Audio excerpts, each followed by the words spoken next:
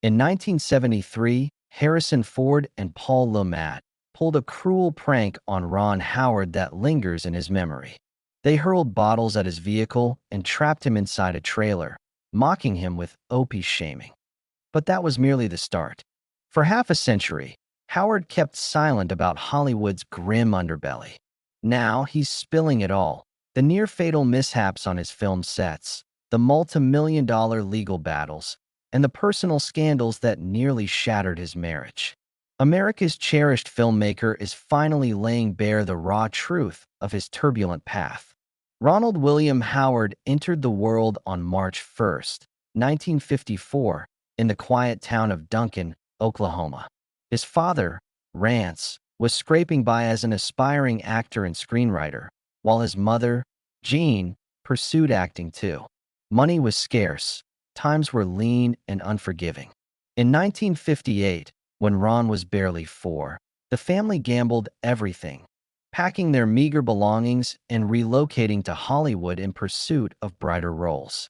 It was a bold leap with no safety net. They settled into a modest Burbank home, barely keeping their heads above water while raising their red-headed son. Curiously, their new neighborhood sat near a bustling studio, immersing young Ron in a world of actors, cameras, and sets almost daily. Instead of a typical preschool, he learned amid the chaos of sound stages, absorbing the industry's rhythm without anyone intending it. That move to California didn't just shift their address, it quietly reshaped their destiny.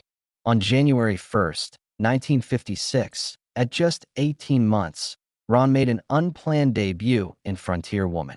His father, needing an infant for a fleeting scene, cast his son. That brief crawl across a set sparked something monumental. The Howards were still battling financial ruin, worsened by Rance's recent exit from the Air Force. By July 15, 1956, Ron was treading the boards in a live theater production. Yet, despite his growing presence, his parents shielded him from the child star machine, refusing long-term contracts until he hit 5. This choice nearly broke them. In 1957, they were so strapped that Rance considered abandoning acting to farm in Oklahoma. They clung to hope, convinced they were safeguarding their boy. From 1954, Ron's parents enforced a strict rule: no full-time acting until age 5. This meant rejecting lucrative deals in 1957 and 1958, even as they pawned possessions to cover rent. By late 1958, Hollywood's allure was fading, but they stayed. In 1959, at 5, Ron's fortunes shifted. He landed a role in The Journey, his name finally gracing the credits. But the set wasn't kind. Crew members taunted his red hair and freckles, dubbing him freckle-faced weirdo. The cruelty stung. Rance, working alongside, clashed with a crew member over it, risking his $12,500 job, a lifeline for the family. That same year, on April 20th, Ron's brother Clint was born, adding strain to their $5,000 debt in today's dollars. Still, his parents prioritized Ron's normalcy, keeping him in public school despite mounting pressures. Then, in 1960, a seismic break came. At 6, Ron won the role of Opie Taylor in The Andy Griffith Show after a grueling casting process against 300 other kids. His natural warmth shone through. Premiering October 3, 1960, the show became a sensation, running 249 episodes with Ron in 243. He earned $300 per episode initially, climbing to $1,000 by its 1968 end. But fame pressed hard on the young boy, demanding flawless lines and timing without a live audience's cushion. He adapted swiftly, his character radiating comfort that endeared him to millions. Off camera, though, he was forced to mature fast. Ron forged a deep bond with Andy Griffith, who became a guiding figure, explaining scenes and sharing tales during downtime. Their connection, born when Ron was 6, grew profound. But the set had its shadows. Andy's struggles with alcohol led to heated outbursts that unnerved Ron. Once, Andy raged over a harsh review in front of the crew. Yet he remained kind to Ron, guiding him through tough scenes. In 1997, Andy visited Ron on a Queen's set, and after Andy's 2012 death, they learned they were distant cousins, a poignant twist to their lifelong tie. In 1962, filming a lakeside scene, 8-year-old Ron nearly drowned when a boat capsized. Andy dove in to save him. Producers hushed it up to protect the show's image, but the trauma stuck with Ron. With no safety regulations, child actors faced long hours and risks. This incident shaped Ron's later insistence on rigorous safety protocols as a director. When the Andy Griffith Show ended in 1968, 14-year-old Ron faced rejection. Over 50 editions in 1968 and 1969 flopped. Casting directors couldn't see past Opie. Feeling caged, he confided in his parents about quitting. He took minor roles, like Gentle Ben in 1969 for $500 per episode, a steep drop from his prior earnings. In 1970, he missed out on the Wild Country's lead. Joining the Smith family in 1971 for $8,000 across 39 episodes didn't help. The show tanked.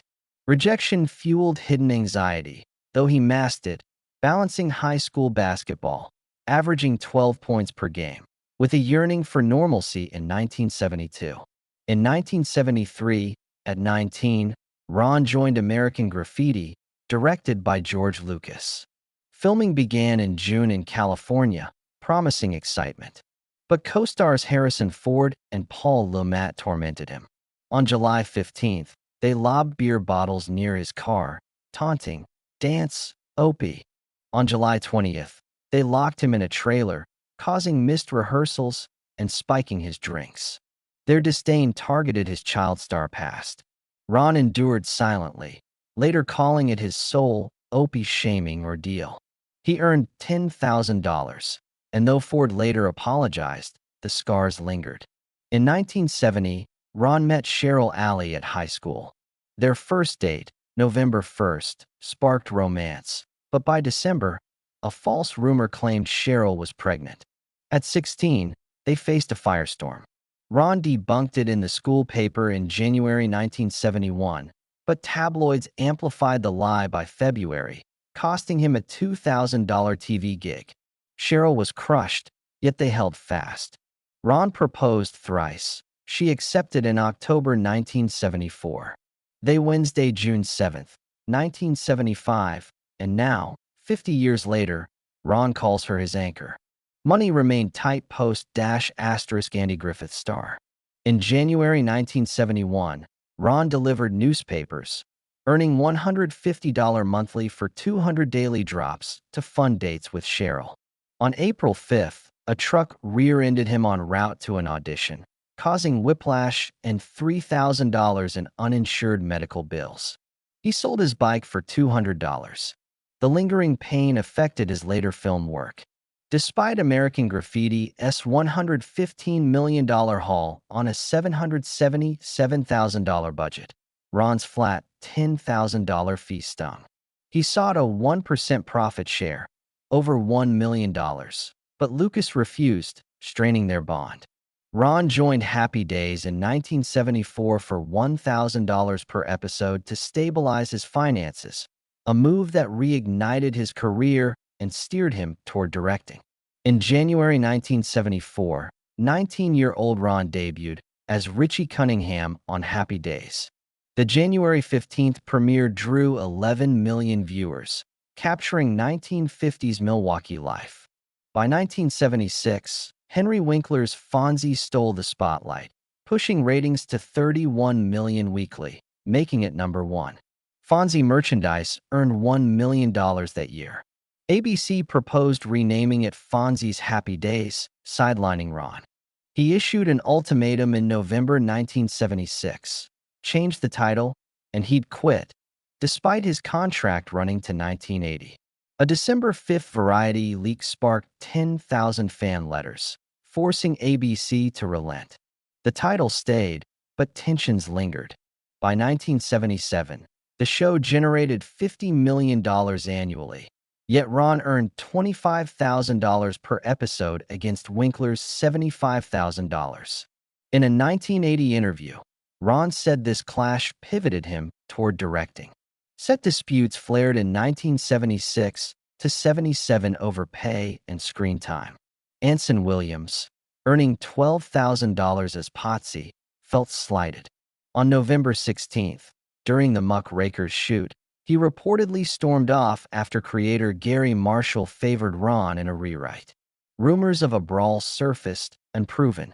ABC buried it to protect their $50 million juggernaut. In 2012, Williams and others sued CBS for $10 million in unpaid royalties, citing 5 million Happy Days lunchboxes sold in 1976 alone. Settled April 4, 2012, each got $65,000. Williams claimed he never earned $100,000 yearly. Ron, uninvolved, later said in 2025 these rifts nearly broke friendships. While on Happy Days, Ron crafted his first short film, Deed of Daring Do, in early 1975. Shot in 2 weeks for $2,000, with Winkler cameoing, it premiered June 15th at a small festival. Plagiarism whispers emerged, but murky copyright laws and a 1976 fanfic lawsuit, $5,000 settlement, didn't touch Ron. Producer Roger Corman's April 20th reshoots cost $500, nearly draining Ron's budget. The film won a minor Atlanta Film Festival prize on September 10th, fueling his drive to direct Grand Theft Auto in 1977, a $600,000 film that grossed $15 million. Ron wed Cheryl on June 7, 1975, in an $800 Burbank ceremony, funded by her father. With 300 guests and Winkler as best man, it stayed simple despite Ron's $25,000 per episode income. Their 2-week Hawaii honeymoon began June 8. Tabloid rumors of 1977 infidelity, amplified by an October 15, 1978 National Enquirer story, humiliated Ron. In 2025, he shared their 50th anniversary gift, a kissing chair, evoking their early love. In July 1980, Ron boldly left Happy Days, despite its 20 million weekly viewers. Seeking to direct, he rejected ABC's $100,000 3-year offer. On July 20th, he signed a $1 million NBC deal for creative control. Leaving before Season 8, September 9, 1980, he sparked 15,000 fan letters begging his return.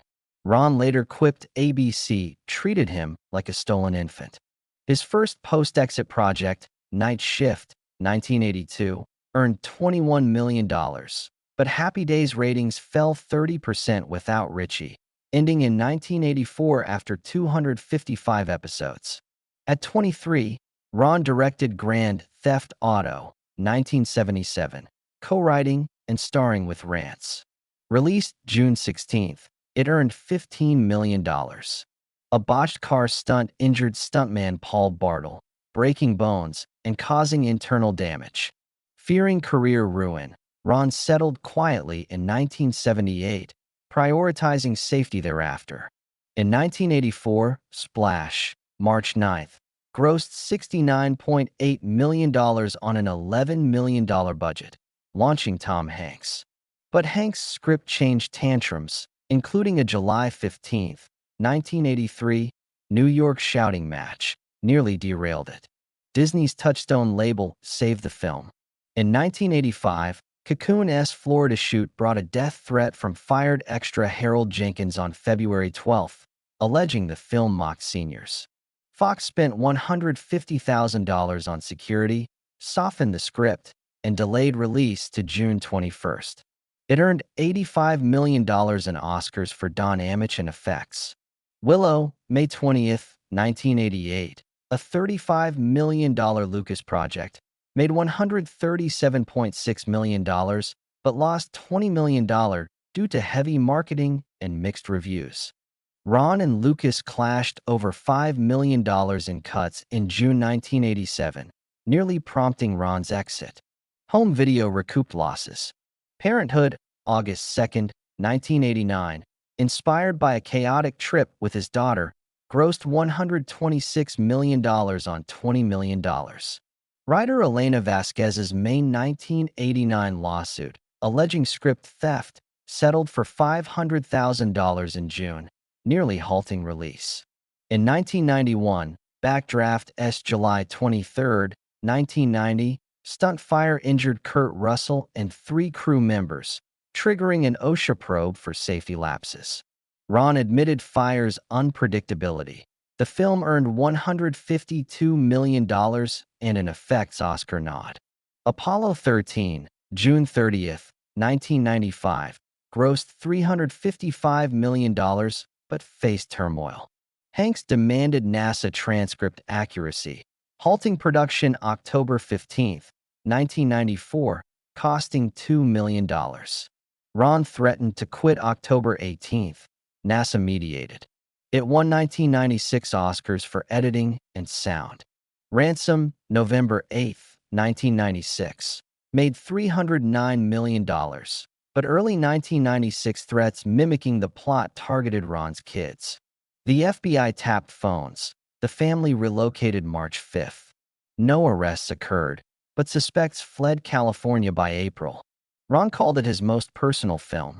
The Grinch, November 17, 2000, earned $345 million, but Jim Carrey's 2.5-hour daily makeup led to a March 22 clash where he shoved Ron. Filming paused.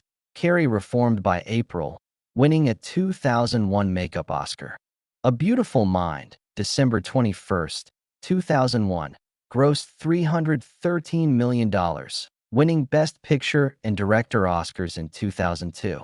Russell Crowe's outbursts, including a June 10 phone-throwing incident, led to his April 15 firing, reversed 2 days later to save $500,000 daily. Jennifer Connelly praised Ron's steadiness. In 2006, the Da Vinci Code ignited global fury. Its Jesus Mary Magdalene plot enraged Catholics. Protests erupted in India and the Philippines, where it was adult-rated. Ron faced death threats and a bomb scare on May 17.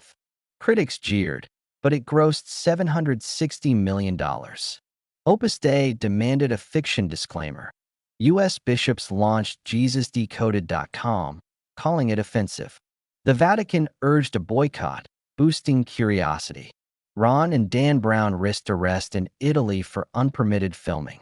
In 2017, Solo, a Star Wars story faltered.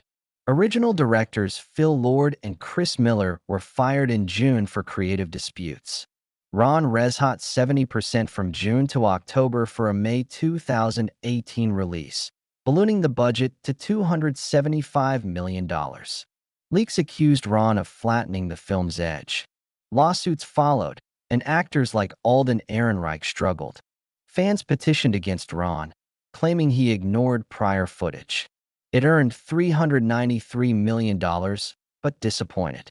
In 2009, Angels and Demons stirred more Catholic ire with its Illuminati plot. The Vatican blocked church filming, forcing fake sets. Ron estimated a $50 million loss, though the Vatican later called it harmless. It grossed $485 million. Tom Hanks said it aimed to spark curiosity. In 2015, Imagine Entertainment faced a lawsuit over The Good Lie, October 3, 2014.